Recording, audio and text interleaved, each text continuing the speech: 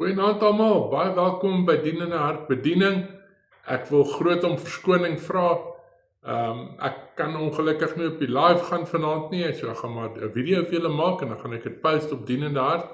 So moet my nie kruisig nie, ek vra groot om verskoning. So vanaand gaan ons bietjie gesels oor God is groot in sy almag, maar ook vol van genade in sy nabyheid. God is groot in sy almag, maar ook vol van genade as hy naby ons is. Vanaand gaan ons ook lees, julle kan julle Bybels nader trek, Psalm 147 vers 12 tot 20. God sê vir ons: kom na my toe, dat julle gered kan word. Almal op die aarde, want ek is God. Daar is geen ander nie. So liewe vriende, vanaand groet ek julle in die wonderlike naam van ons Verlosser Jesus Christus en ons Saligmaker. Amen. Kom ons bid saam. Aba Vader, baie dankie vir nog 'n dag wat U saam met ons was. Dankie dat ons in U huis kon by mekaar kom, dat ons vriende kon groet. Here Jesus, dankie dat U teenwoordig is vandag. Dankie dat die Heilige Gees teenwoordig is tydens hierdie opname, hierdie preek wat ek gee, Here. Here, want sonder jou is ek niks nie. En ieder en elk wat op hierdie groep van my is en my bediening is, Here, ons is totaal en al afhanklik van jou. Elke tree, elke asem wat ons gee, Here. U is saam met ons. Amen. Liewe vriende, gemeente, kom ons lees saam uit die woord uit. Ek gaan vanaand vir ons lees uit die boodskap Bybel. Ek gaan vir ons begin om te lees Psalm 147 van vers 12 tot 20. So lees saam met my. In Israel was daar baie redes waarom God sy kinders hom kon prys. Lang terug het sy kinders al gesê: mense van Jerusalem, kom prys die Here. Gelowiges wat op die Sionsberg bly, kom sê dankie vir hulle God. Hy het die stad beskerm, hy het almal versorg wat binne in die stad was. Hy sorg vir vrede onder julle. Hy gee vir almal meer as genoeg van die beste kos. Wanneer hy iemand vra om iets te doen, word dit vinnig gedoen. Die sneeu wat hy gee is spierwit.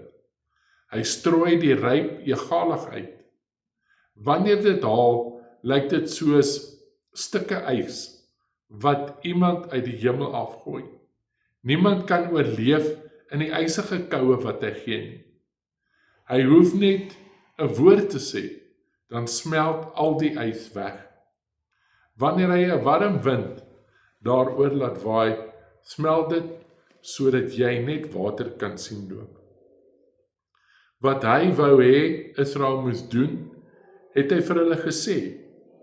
Vir Israel het hy dinge gedoen wat hy vir geen ander volk gedoen het nie. Die ander volke het ook nie sy wil geken nie. Tot sover.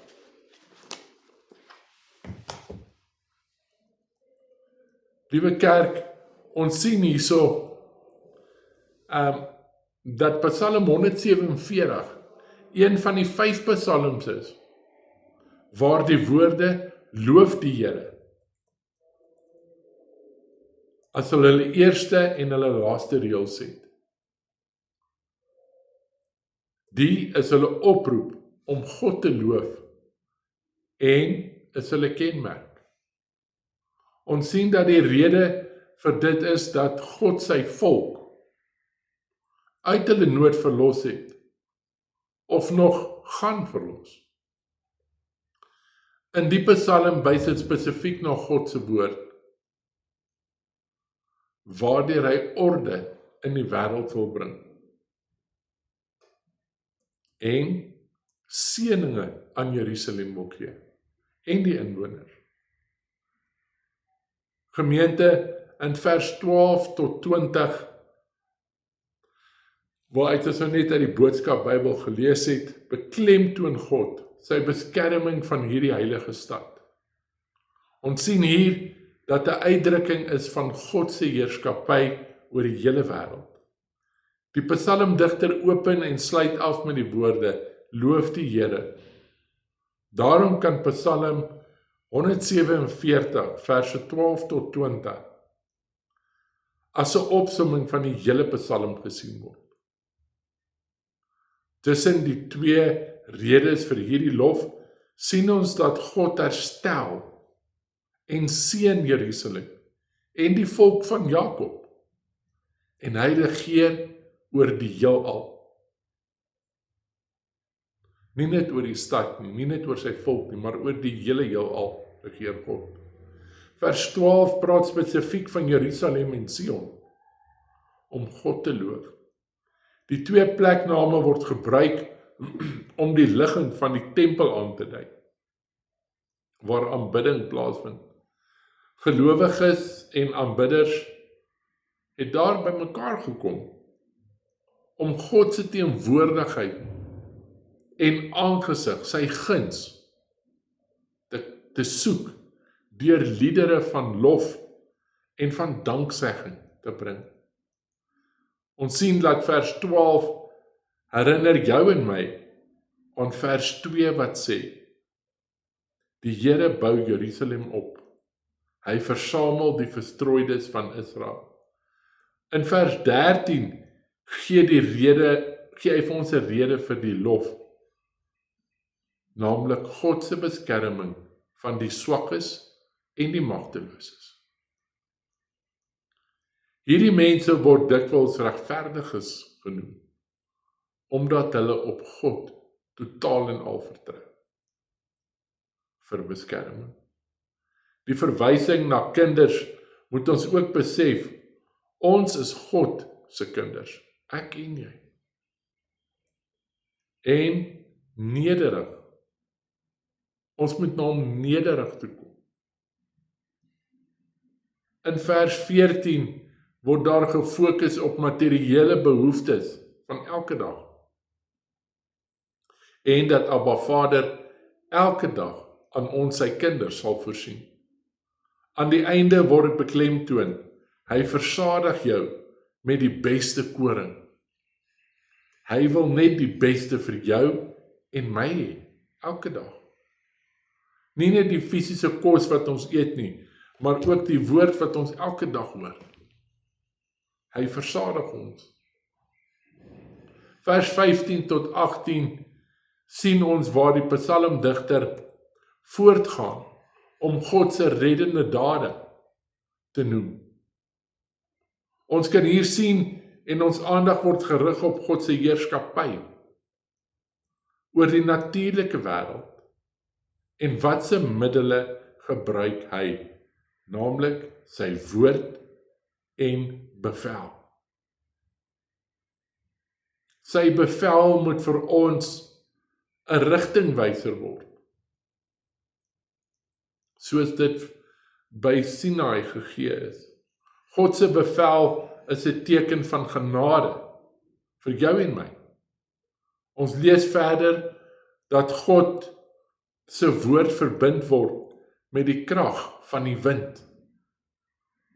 Die woord vir wind is ruach, wat ook as gees vertaal kan word. Psalm 147 sluit die werk van die gees en die beskerming van Jerusalem in. En gemeente, dit word dan verbind met God se wet wat op Sinai gegee is. Liewe kerk, hier word die Psalm geïllustreer as 'n noodsaaklike waarheid van die skrif. God se werk in die skepping kan nie van God se reddende werk vir die mensdom geskei word nie. Hulle loop hand aan hand saam. God se dade vir Israel en vir my en vir jou vervul God se bedoeling in die skepping. God se bevel oor die elemente kan verbind word met sy werk vir Israel. Die sneeu, die ryp en die haal is nie net natuurlike kragte van God nie, maar ook die mag van hom. Hierdie verband behoort geensins vir my en vir jou 'n surprise te wees nie. Ons sien in Johannes 1 vanaf vers 1 tot 18 word die skepping en verlossing verbind in terme van God se woord. Die woord wat aan die begin die wêreld georden het vlees geword in Jesus Christus. Kerk, ons sien uit na die uiteindelike uitdrukking van die inkarnasie in Jesus deur God se heerskappy oor hierdie natuurlike wêreld. Met God se verlossing vir Jerusalem te verbind, om die twee bymekaar te voeg. Die woord wat vlees geword het, was reeds onder sy volk bekend, voor die geboorte van Jesus. Die gepaste reaksie op die teenwoordigheid van God se skepende en reddende woord in enige tyd is soos Psalm 147 verklaar. Loof die Here. Hy is goed. Kom ons bid saam. Aba Vader, baie dankie dat ons weer vanaand uit die woord kon lees. Dankie dat U vir ons die Psalm beter verklaar het, Here. Nog ons weet dat U, wanneer U asemhaal, dan is U hier. U was in die begin van die skepping hier. U het die skepping gemaak. Die Heilige Gees het oor die donker waters gesweef, voordat daar land en mens gemaak is. Here, baie dankie dat ons kan besef vanaand, dat jy saam met ons is, hier waar ons besig is met die bediening, hier waar ons besig is om kerk te bou, aanlyn. Here, hoe wonderlik is dit om te weet dat U is by ons. Here, ons bid ook en ons vra, vergewe ons sondes, Here. Elke dag, Here, vra ons dit, vergewe ons sondes. Here, ons bid vanaand vir veiligheid, vir hierdie land. Ek bid vir veiligheid vir ieder en elk wat na die boodskap gaan luister, en 'n rustige nagrus. Amen en amen. Liewe gemeente, genade en barmhartigheid en vrede van God die Vader en Jesus Christus, ons Here. Amen. Ons sien mekaar weer Woensdag. Woensdag aand gaan ek 'n Engelse diens hou. Ek gaan probeer, maar ja, julle is almal meer as welkom om in te skakel Woensdag aand. Tata.